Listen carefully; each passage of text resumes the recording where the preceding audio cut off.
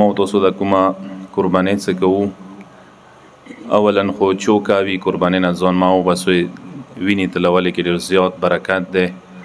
د کومه وینه تلیږي انسان کال هر قسم ته آفاتو بلیاتو نه محفوظ کیږي.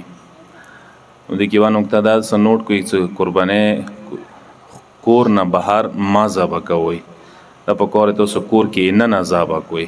بازار والا خلک اکثر کورونه دي وړه نه هغوی هغه وړه شولې وه چې نه خونې نه بهر ذبح کوي ځکه د وینه ګندې تال نه شي. او تاسو ته دا پته نشته دی چې اصل دې وینې تلولې کې کمال دی.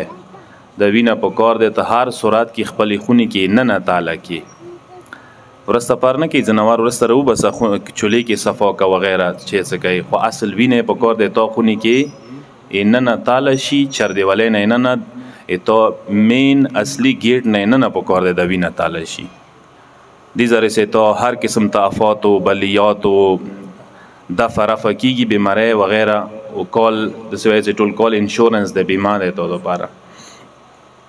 نو د کې دا داسې یوه نکته نوټ کړئ اکثر که څه عید ورځې اکثر کسان مصروف وي مصروفیات واجې نه ځینې کسان قربانۍ ته کیدای شي لاس نه ورسیږي. لازمه نه دی واجبه نه دی چې عید ورځې قربانۍ وشي.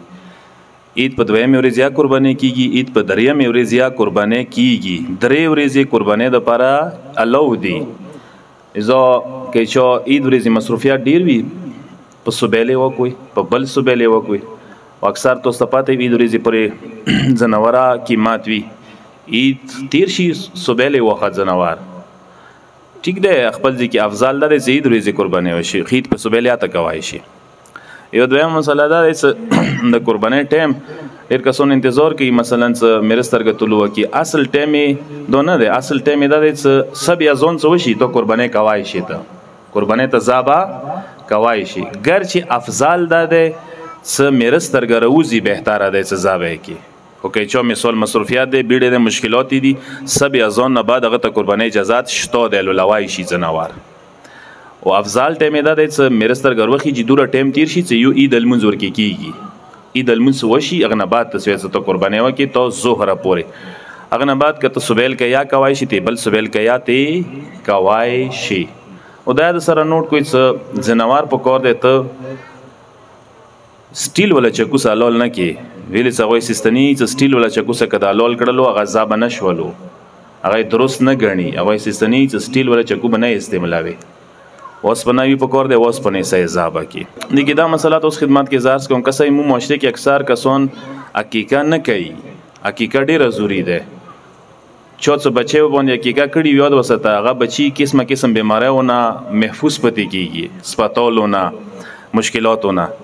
نو تاسو ته یوه ښه اپرچونیټي موقع دا دی چې د کومه قربانۍ څه کوئ که نه دې کې دوې ګټې دي. هم قربانۍ ورکې کوای شوې هم عقیقه ورکې کوای شوې. که چا عقیقه نه دی شوي که نه یوه عقیقه دغې قربانۍ کې کیږي. یعنی ته اندغې یوه قربانۍ والا ډنګر باندې هم د قربانۍ والا دعا وایه هم چې چا طرف نه کوم بچي یا چا څه عقیقه ورکړي که یوه کس قربانۍ نه علاوه یوه کس عقیقه یا ورکې کیږي. خو شریک ډنګر کې نه کیږي. ٹھیک شو شریک ډګان کې کیږي نه. البته څه کله د حلال کړلو حلال نه بل بیا قربانۍ والا احکام ورباندې جاري دي. مطلب حقیقي کې هډوکي نه ماتېږي پلار مور یې نشي خوړی وغیره دا خبرې دي. خو دلته قربانۍ والا احکام ورباندې جاري دي. پلار مور یا خوړی شي هډوکي یا ماتوای شي ته څه خیل ته تقسیمۍ هغه یې تو مرضي دی.